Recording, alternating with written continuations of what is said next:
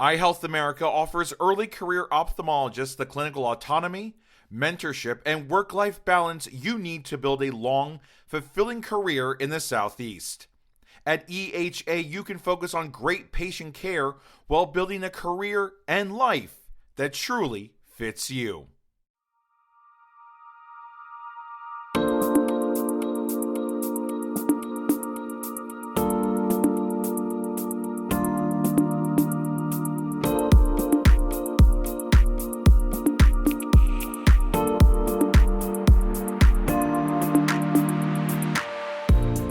Welcome to Pupil Pod, where we use clinical cases to guide discussions on board review topics.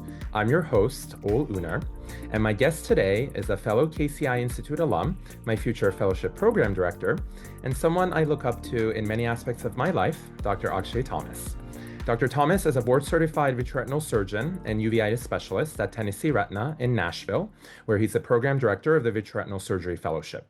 He's also the co-host of Headlight in the Fog, the uveitis podcast, and I'm so excited to have him on our podcast today as a guest.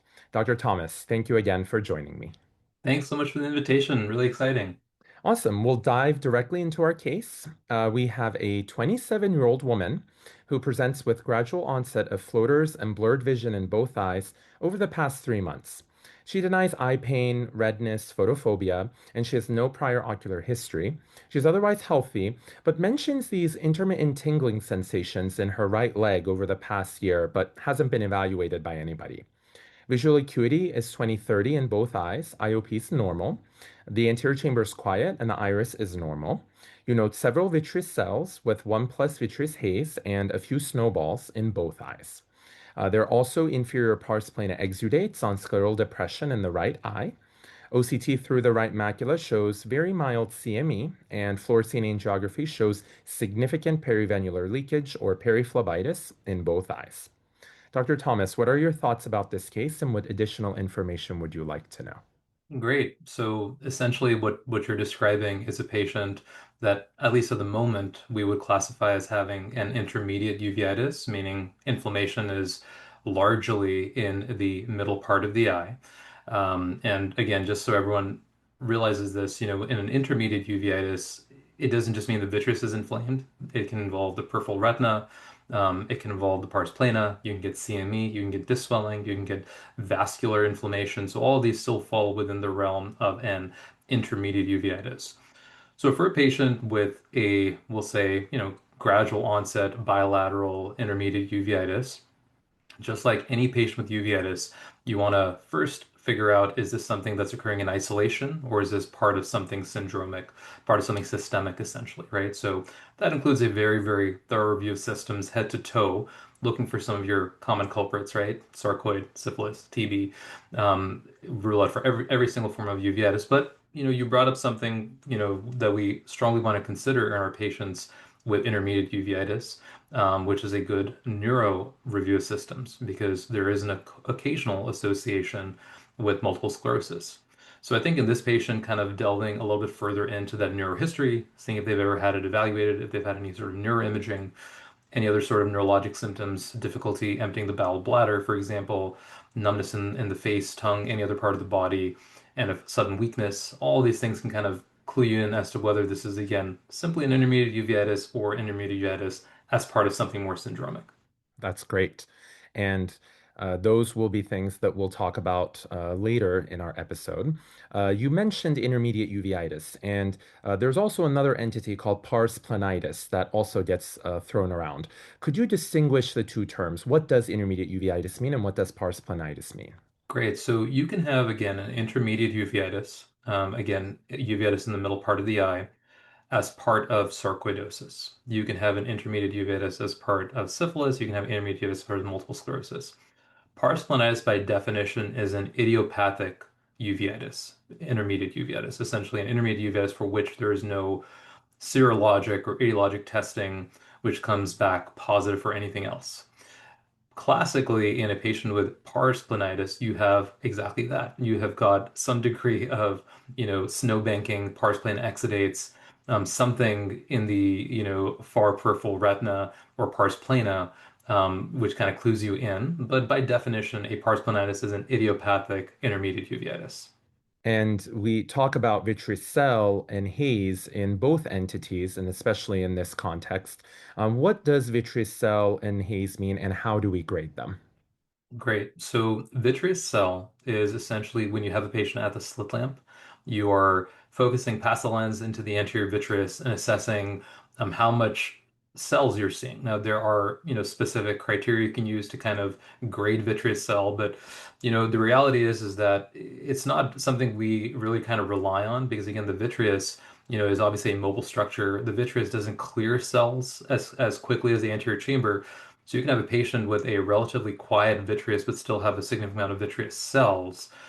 Some people that can swear that they can tell if a vitreous cell is old or new. I don't think my eyes are quite that well trained. But yeah, so vitreous cell, you're just essentially looking for a cellular response in the anterior vitreous. Now you can see vitreous cells on an OCT in the posterior cortical vitreous, but for these purposes, it's really graded at the slit lamp. Vitreous haze is something that you are grading based on a series of standard clinical photos, which tell you how hazy your view is of the retina when you are using an indirect ophthalmoscope. So you are not assessing vitreous haze at the slit lamp with a 90 diopter lens. You're assessing it with your indirect with a 28 or 20 diopter lens. In clinical trials, we use vitreous haze as an endpoint because this is something that we actually expect to improve with treatment. The challenge there is that any media opacity can simulate vitreous haze. So if you have a patient with a posterior subcapsular cataract and you have a hazy view of the fundus, you trick yourself into believing they have vitreous haze, and that's true if you're looking at a clinical photo. If you look at a fundus photo in a patient with a media opacity, it's really hard to know is that from their vitreous haze or some other media opacity, right? So there is a little bit of a finesse to assessing for true vitreous haze, but essentially it's a feature of vitritis that should improve pretty quickly with therapy. I think that's a great point that several different media opacities can really mask that. And the National Eye Institute has a criteria that we look up, and those are the standardized photos that you mentioned, and that, as you said, cell can really be present. So that isn't really a feature that we closely monitor over time. And uh, going back to intermediate uveitis, you talked about different features. What are some typical exam features that we may expect in a classic patient with intermediate uveitis? Great. So kind of going front to back, some of these are more obscure and some of these are more obvious. So, Eric Suler and others have described, patients with a pars planitis can sometimes develop a type of endotheliitis or endotheliopathy. So some of these young kids for whom you really can get a great posterior segment exam, they may actually have some kind of like almost like inferior endothelial scarring or a little bit of inferior corneal edema. Of course, intermediate uveitis doesn't occur in isolation, so you can develop all the anterior segment inflammatory signs that you'd see in an iridocyclitis. So just things to be on the lookout for. Then, of course, you can get your vitreous cells, your vitreous haze. But kind of moving beyond that, you can get, of course, CME, which is the chief and leading cause of vision loss in intermediate uveitis and many forms of uveitis. So every patient with intermediate uveitis requires an OCT. They can get nerve swelling. And then, similar to this patient, they can get retinal vasculitis, oftentimes a phlebitis. It's something where you cannot necessarily just rely on clinical examination and finding, perivascular sheathing. It's something that you might see strictly on fluorescein angiography, right? So you cannot rule out a vasculitis without a widefield fluorescein angiogram. Then, of course, things that you mentioned, you can see snowballs, right, which are kind of clusters of inflammatory cells, usually, just with gravity. They're going to often be in the, inferior vitreous. They may or may not completely resolve with treatment, and they may or may not actually need to be treated. It's not something that we have to see disappear. And then, of course, vitreous haze.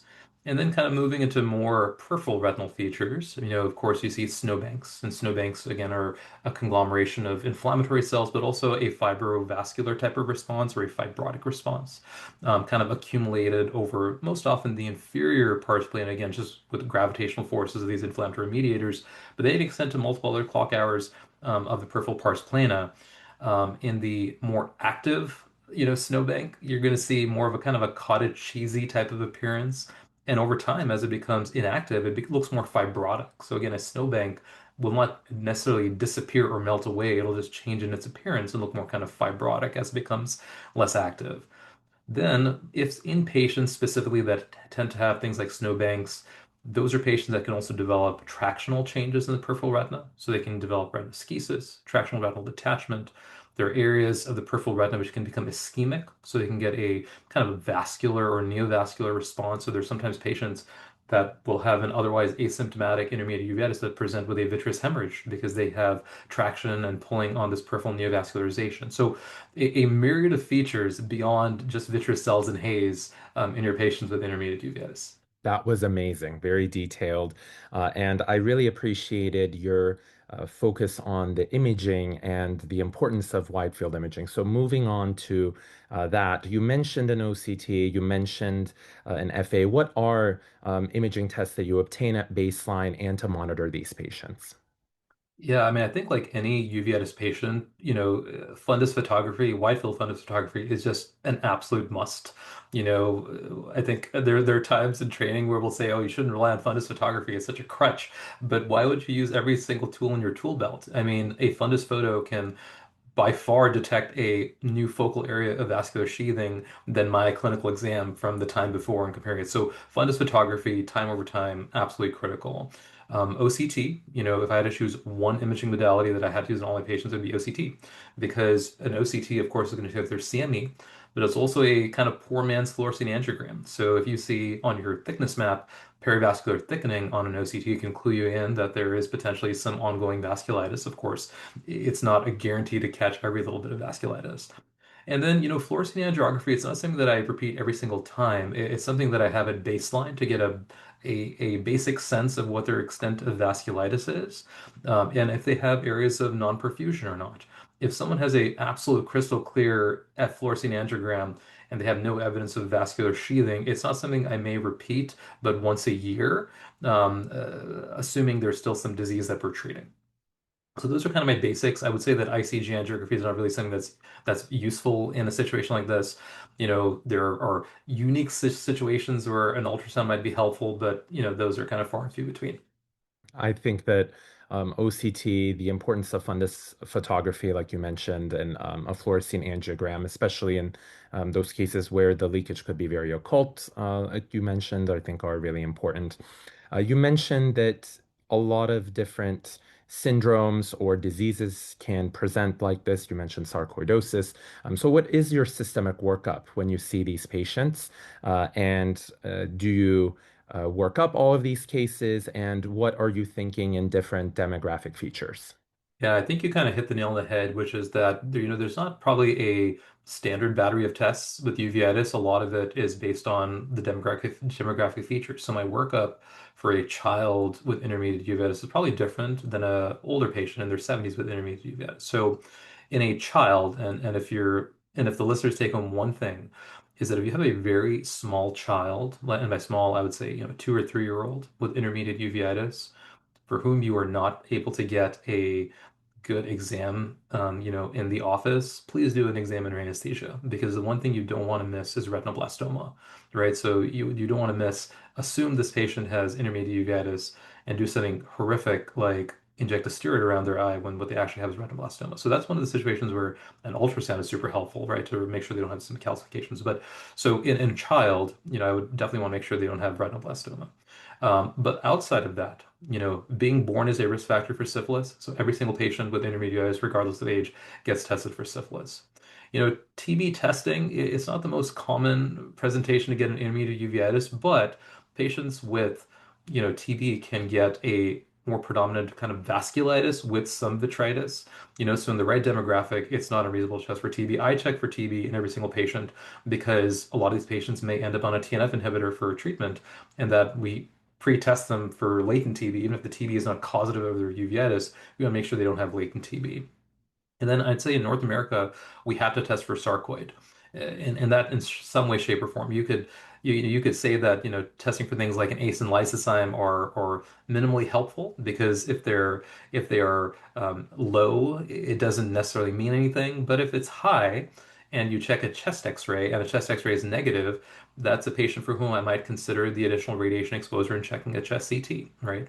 So those are kind of the standard battery of tests for, most patients. But if you have an older patient, right, someone in their, 70s or even 60s, honestly, with new onset bilateral intermediate uveitis, again, you want to make sure you're not forgetting masquerades. And a big one would be, primary vitreoretinal lymphoma, right? So in patients with any neurologic symptoms, and that includes your young patient with multiple sclerosis, that you want to rule out multiple sclerosis, or your older patient that you want to rule out vitreoretinal lymphoma. I would strongly consider, neuroimaging. Now, we don't get neuroimaging standard in intermediate uveitis. If someone does not have neurologic symptoms and they're a young patient, for example, if this 27-year-old patient had no neurologic symptoms, I wouldn't get an MRI. But if I was planning on starting a TNF inhibitor, I would check an MRI because I'd want to make sure they did not have, asymptomatic multiple sclerosis, right?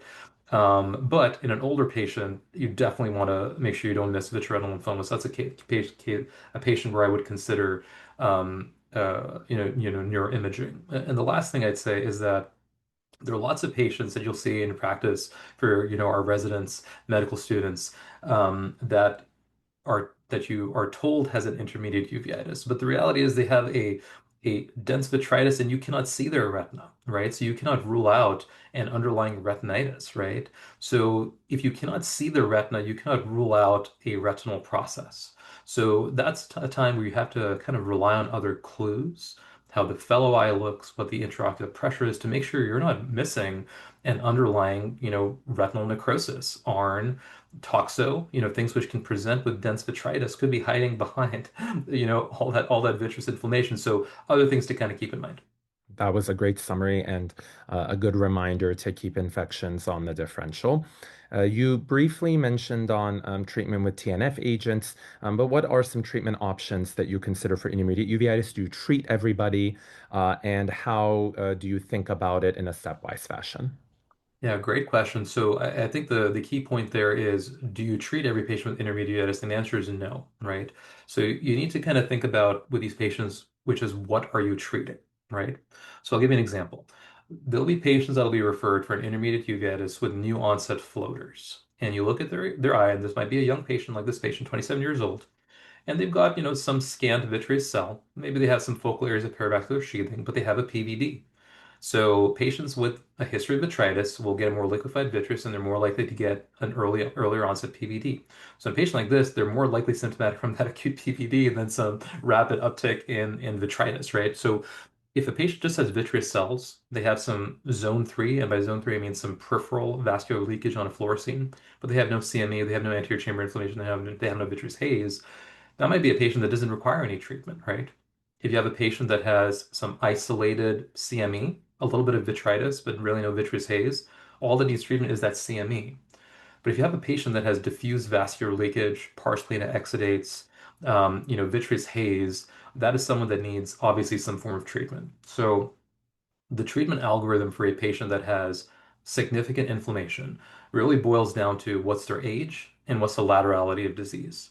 So if you have an older patient for whom you've ruled out a vitreoretinal lymphoma, but they have unilateral disease, that might be a patient where you consider treating them with local corticosteroids, right? And you might do a subtenon Kenalog, see how they respond, see what their pressure does, see what their treatment response is, and you might find that actually you give them that one dose and then their disease goes quiet, for a year or two.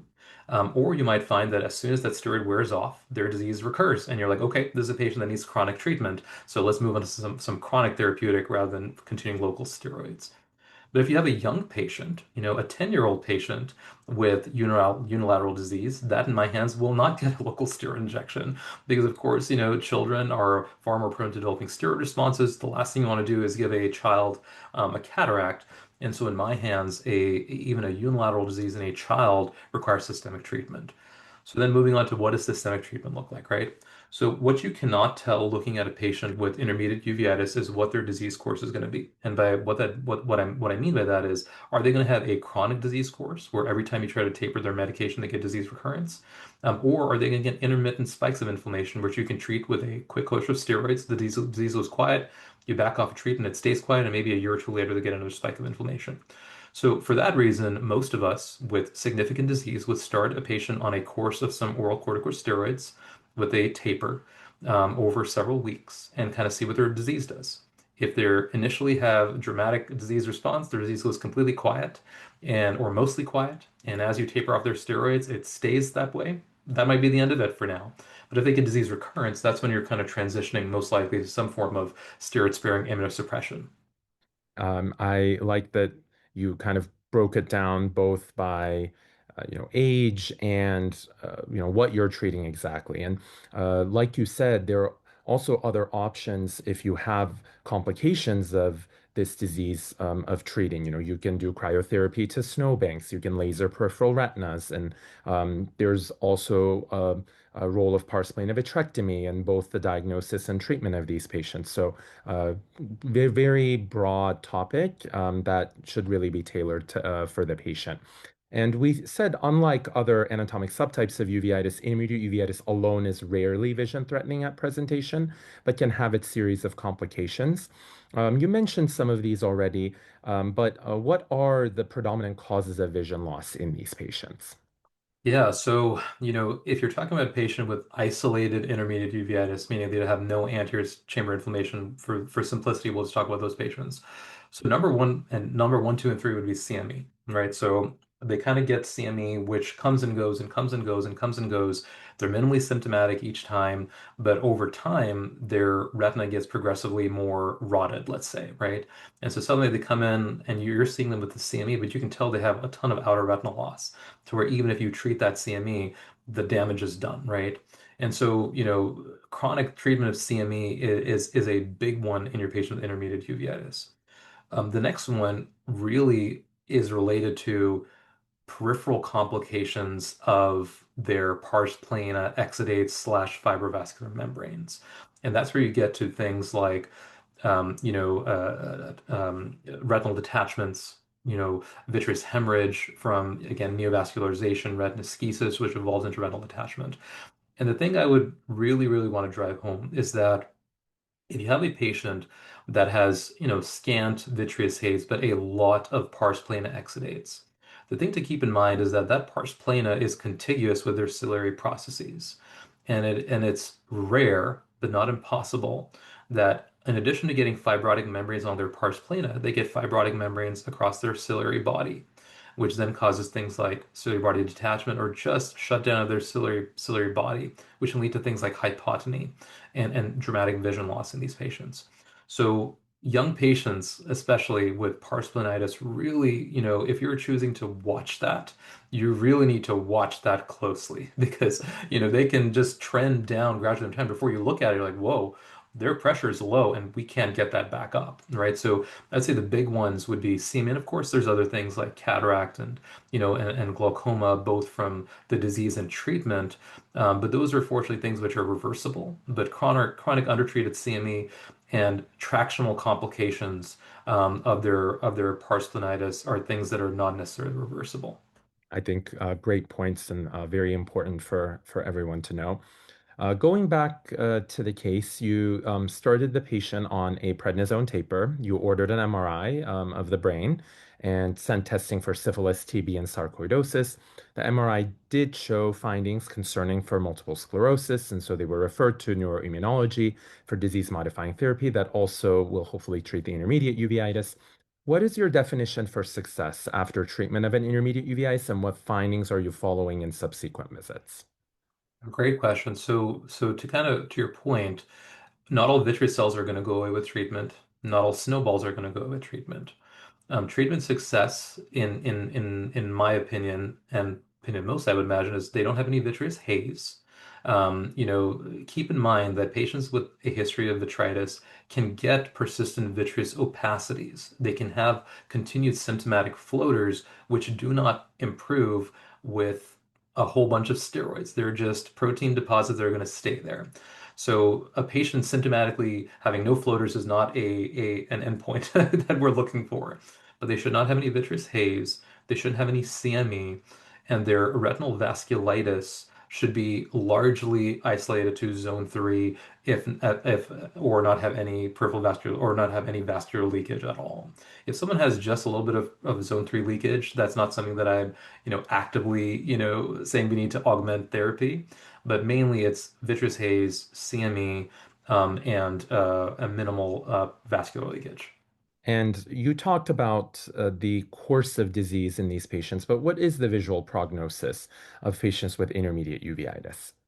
Yeah, it's challenging because if you kind of look at, some of our even our own large database studies, you're going to get mixed results. And the reality is because there's such a selection bias, right? The patients that a uveitis specialist are going to see are by definition patients that require chronic treatment. And the patients with milder disease may never be detected, right? So, by definition, I feel like we're seeing probably the worst cases. But I would say what I tell most of my patients is that as long as you're being treated and monitored and we're catching your disease when you don't have, dramatic, retinal damage from undertreated seeing in the past, the visual prognosis is actually pretty darn good. We can really retain a lot of vision. Now, that might require a lot of things. It might require us trying one or more medications. It might require, in rare cases, doing things like vitrectomy and laser and cryo, which are really third line options, I would say, in the management of intermediate uveitis.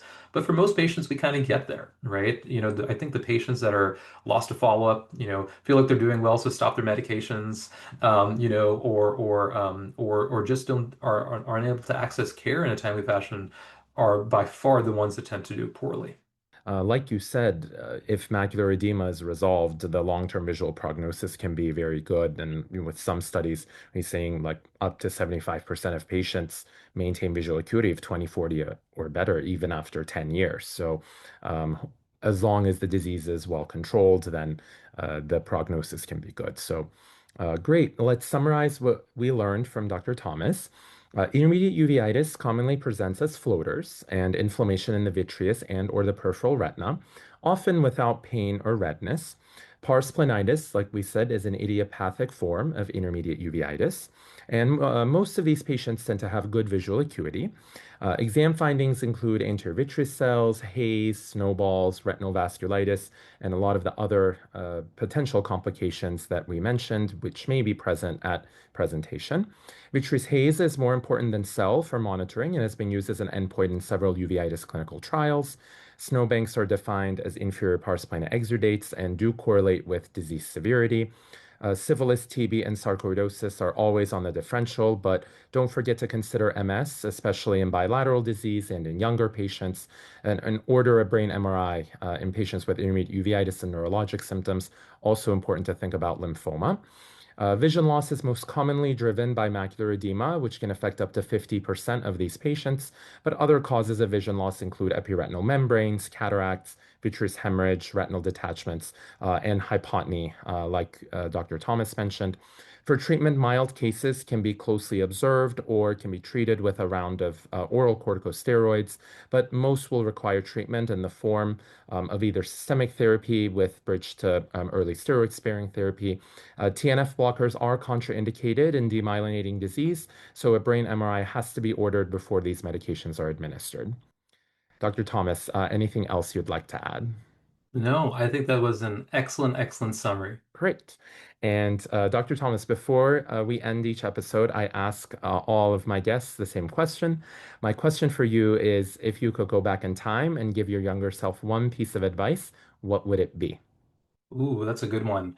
Um, I'd say it's probably that it's not possible to be an A plus simultaneously in everything, right? It's especially in medicine, we're around a lot of very, very high performing individuals.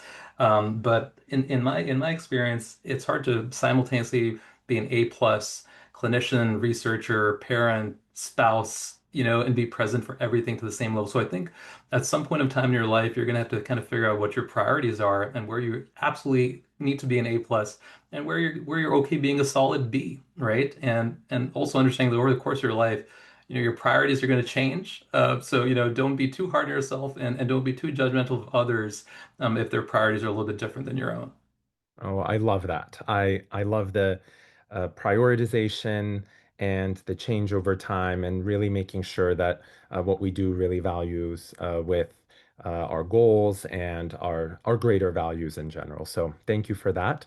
And Dr. Thomas, thank you so much for joining us on this episode of the Pupil Pod. Thank you for having me. That was a lot of fun. And thank you to our listeners. See you next time on the Pupil Pod.